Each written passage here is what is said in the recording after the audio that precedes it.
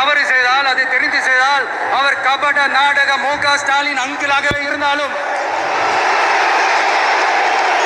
Uncle உங்களுக்கு மனசாட்சின்னு ஒன்று இருந்துச்சுன்னா நாங்க கேட்கிற கேள்விகளுக்கு மட்டும் கொஞ்சம் பதில் சொல்லுங்க அங்கிள். நீங்க நடத்துற இந்த ஆட்சியில நேர்மை இருக்கா, நியாயம் இருக்கா, ஊழல் இல்லாம இருக்கா, சட்டம் ஒழுங்கு சரியா இருக்கா, பெண்களுக்கு பாதுகாப்பு இருக்கா, பொதுமக்களுக்கு பாதுகாப்பு இருக்கா, இயற்கை வளங்களுக்கு பாதுகாப்பு இருக்கா? சொல்லுங்க மை டியர் அங்கிள், சொல்லுங்க.